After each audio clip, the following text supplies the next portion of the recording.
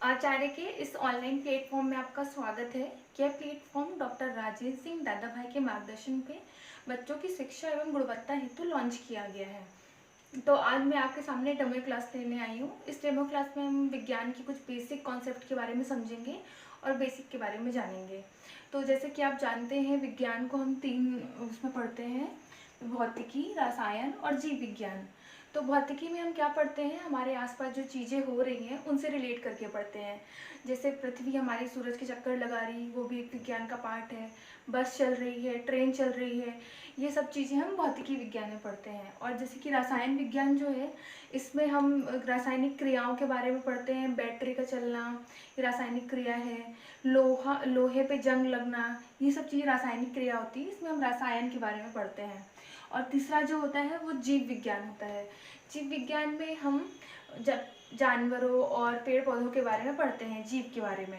तो चलिए, आज मैं भौतिकी के कुछ इंपॉर्टेंट टॉपिक्स आपको बताऊंगी, बेसिक बताऊंगी। इसमें आप हर क्लास के बच्चे अपना बेसिक क्लियर कर सकते हैं। तो आज के इस डेमो लेक्चर में हमारा पहला टॉपिक है गति। हम गति के बारे में समझेंगे और उसको अपने आसपास की चीज़ों से रिलेट करने की कोशिश करेंगे। तो हम अपनी डेली लाइफ में बहुत सारी चीज़ें देखते हैं। कुछ अपनी गतिशील अवस्था में होती हैं, कुछ अपनी विराम अवस्था में होती हैं, और कई सारी ऐसी कंडीशंस होती हैं जहाँ वस्तु गतिशील अवस्था में होती है, लेकिन उसका कोई प्रत्यक्ष प्रमाण नहीं रहता कि वो वस्तु गतिशील है। जैसे कि पृथ्वी, हम पृथ्वी पे खड़े हैं, हम एक जगह खड़े हैं, लेकिन हम सबको पता है कि पृथ्वी एक गतिशील वस्तु है। वो एक जगह रुकी हुई नहीं है, वो सूरज के चक्कर लगाती है। तो गति की जो डेफिनेशन होती है वो ये है: यदि कोई वस्तु समय के साथ अपनी स्थिति में परिवर्तन करती है तो उसे हम कह सकते हैं कि वो गतिशील वस्तु है या वो गति कर रही है। फॉर एग्जाम्पल, आप किसी पॉइंट ए पे खड़े हैं, आप चल के पॉइंट बी पे गए, तो समय के साथ आपने आपकी स्थिति में परिवर्तन किया, इसका मतलब अपनी गति की। जो आसपास के पक्षी उड़ रहे हैं वो गति करते हैं, मछलियाँ तैर रही हैं, हमारी धमनियों में रक्त बह रहे हैं, ये सब गति का ही एग्जाम्पल है। तो गति कई प्रकार की होती हैं: सरल रेखीय गति, गोलाकार गति, पृथ्वी जो सूरज के चक्कर लगाती है, ये एक तरह का घूर्णन भी गति है, कंपन भी गति है। तो ये सारी चीज़ें गति के ही अंदर आती हैं। तो हम सबके बारे में डिटेल्स में पढ़ेंगे। अभी हम सरल रेखीय गति के बारे में जानेंगे, और सरल रेखीय गति से हम न्यूटन का पहला लॉ जानेंगे कि कैसे हम न्यूटन के फर्स्ट लॉ को देखते हैं और समझने की न्यूटन का फर्स्ट लॉ समझने की कोशिश करेंगे।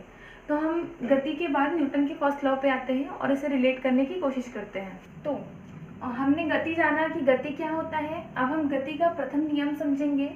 तो गति का प्रथम नियम समझने के पहले हमें जड़त्व समझना पड़ेगा कि जड़त्व आखिर होता क्या है। तो जड़त्व गुणात्मक रूप से किसी वस्तु के विराम अवस्था में रहने या सामान्य वेग से गतिशील रहने की प्रवृत्ति होती है। इसका मतलब है कि अगर कोई पत्थर है, वो विराम अवस्था में है, तो वो विराम ही रहने की प्रवृत्ति रखता है, और कोई गति कर रहा है तो वो गति करने की ही गति ही रहने की प्रवृत्ति रखता है। तो गति का प्रथम नियम क्या होता है? प्रत्येक वस्तु अपनी स्थिर अवस्था या सरल रेखा में एक समान गति की अवस्था में बनी रहती है जब तक कि उसमें कोई बाहरी बल कार्यरत ना हो। अलग शब्दों में कहें तो अगर कोई वस्तु गति कर रही है तो वो गति ही करना चाहती है, और कोई अगर वस्तु विराम अवस्था में है तो विराम में ही रहना चाहती है जब तक कि कोई उसमें एक्सटर्नल फोर्स या बाहरी बल अप्लाई ना हो, बाहरी बल ना लगे। तो इसको हम एग्जाम्पल के द्वारा समझेंगे। तो इसका एग्जाम्पल हम लेते हैं एक बाइक में का। आप किसी बाइक में बैठे हैं, बाइक चल रही है एक उसमें गति में, अचानक से बाइक रुक जाती है। तो बाइक रुकती है तो आप आगे की तरफ मोशन करते हैं, आगे की तरफ गति करते हैं।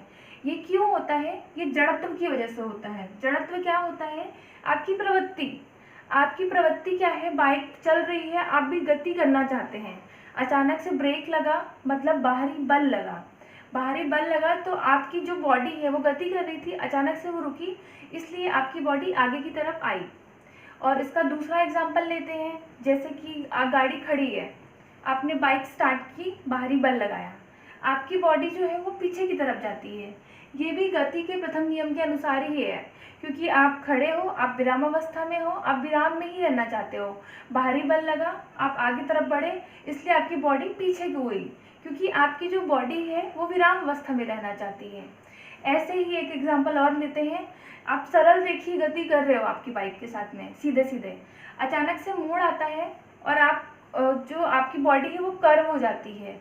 ये भी जड़त्व की वजह से होती है, क्योंकि आपकी जो बॉडी है वो सेम अवस्था में गति करना चाहती है एक सरल रेखा में। अचानक आपने बाहरी बल लगाया, आपकी गाड़ी ने टर्न लिया, इसलिए आपकी बॉडी टर्न लेती है। तो ये सब हम इसमें रिलेट करेंगे कि गति इसको सब के बारे में हमें अभी और डिटेल्स में पढ़ेंगे कि और डे टू डिटेल से जोड़ने की कोशिश करेंगे। न्यूटन का दूसरा और तीसरा नियम भी पढ़ेंगे। ये सिर्फ एक डेमो लेक्चर था, अभी हम इसके बारे में सब डिटेल्स में पढ़ेंगे। इसलिए आप आपकी बुक्स खरीद लीजिए और हम रेगुलर क्लासेस स्टार्ट करने वाले हैं 9th 10th 11th 12th के लिए, जो जल्दी शुरू होंगी, और आप क्लासेस अटेंड कीजिए। धन्यवाद।